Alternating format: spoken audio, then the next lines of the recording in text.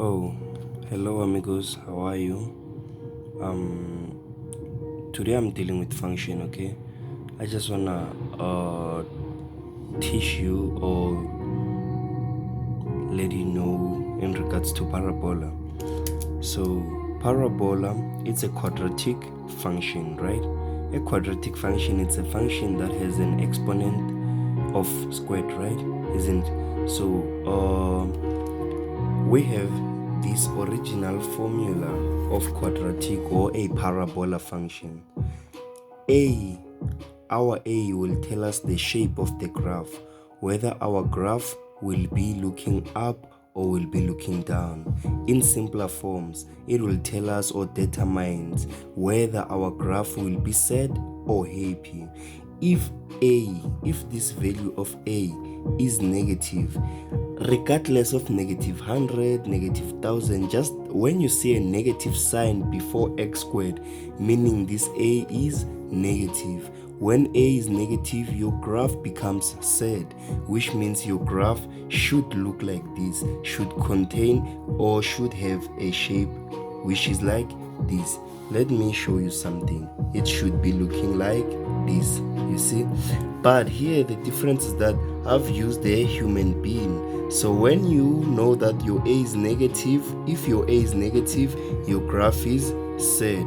But if your A is positive, your graph is happy, right? And when your graph is positive, it will be like this. There won't be a sign here. They won't write negative, but you know automatically that there is a positive sign which they didn't insert, isn't it? So you need to take that in mind, that you need to have everything I wrote here in mind before you attempt questions of a parabola.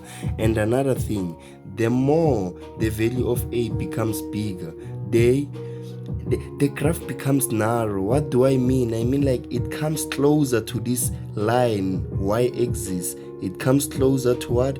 To y-axis. But if ever your A is small, your graph runs away or fades away from the from the y-axis. If you could just see it so well, I could say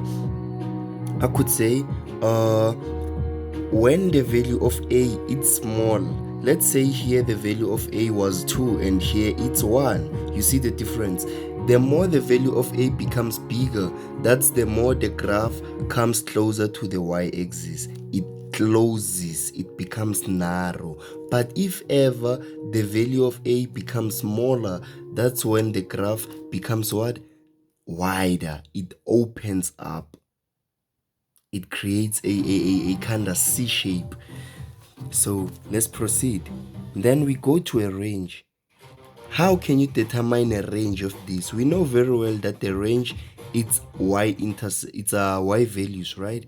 So if a range it's y values, we know that the only y value we have it's this one, right? So we take this value here, but we start by checking whether our graph is happy or sad. If our graph is happy, then you start with Q. This bracket means that the graph doesn't go, what should I say? It doesn't come after this number. If here it's 2, the graph started 2 and go to 1, decreases, right? If here, let's say it's 0, the graph will start at 0 and increases because it's what? It's a positive graph, right? A positive graph, it's a happy graph. It's looking upwards. And you see when you are from here going there, you have what? Positive y values. So if ever they ask you a range and your graph is happy, you should know very well that you start by inserting this bracket to show that your range start at Q but goes to infinity. This bracket means it still carries on to it still continues up until infinity, but this one means it doesn't proceed no more. It stopped there. Just like here, if ever it was a set graph, if ever they wanted the range of a set graph, we were going to start with what? Infinity before q, but since now this range, it's a range of a happy graph, we are starting with q and go toward to infinity, positive infinity. Let me show you an example. Let's say this is a Cartesian plane, right? So since this is a Cartesian plane, they say tell us a range. It's like this. We know maybe here it's minus, or let's say here it's minus 2, right? So if ever they want a range of this graph, you know very well that this graph is what? It's happy. The graph doesn't come this side, it goes that side. So you need to start by q and follow with what? Infinity. Why infinity? These arrows means the graph still proceed, it still carry on. You get it? So for me, I will insert the value of q. What is my value of q? It is this value. Why am I saying it is this value? I said q is my y-intercept. So since q is my y-intercept, you know very well when you want to find a intercept, you let the other component to be 0. Since we want a y-intercept, we let x to be 0. And a point here, it's what? It's 0 is to minus 2, right? So since it's 0 is to minus 2, I put this bracket and say minus 2 is to positive infinity, and I insert this bracket. Sorry to insert this one, I made a mistake. Okay, why am I saying infinity, positive infinity, not negative infinity? A happy graph, when it goes up, it goes to positive values. Which positive values? Positive values of y. If you could see, it continues going up, and you know very well from here to here, it's positive values of what? Y axis, right? So the graph favors positive values of y axis. That is why it is positive infinity. So let us make another example. Let's to say I'm going to find the range of a set graph. Yeah, let's proceed. I said I want to find the value of what? A set graph. I will draw my graph here. Let's say I have my set graph, right? You know a set graph looks like this, isn't it? I'm just rough sketching here. I will draw a correct one, or I could say you as a learner, you should draw a correct one so that they don't penalize you when they are marking your script. So let's give here a number. You know very well that from here going up, it's what?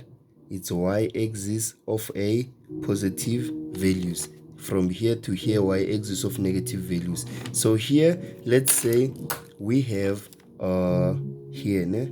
Let's say this point here, it is 0 is to 4, which means our q is what?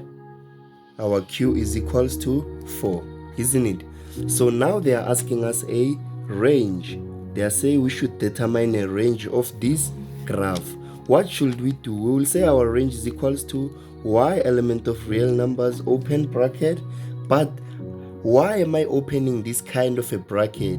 It is because this graph, it is like, you know very well that numbers start from negative, let's say it's negative 1, 0 is to 1, right? You start from negative up to positive, isn't it? So that is why I started with this value, so that I can insert what? My negative infinity.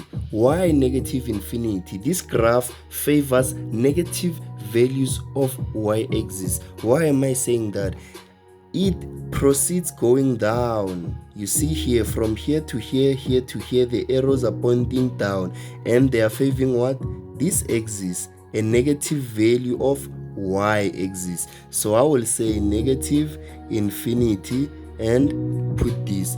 Here I'm supposed to put my q, but I have a value of q. I will insert 4. I will insert this, what can I say? I could say a 4-corner bracket. Yeah, I could call it like that.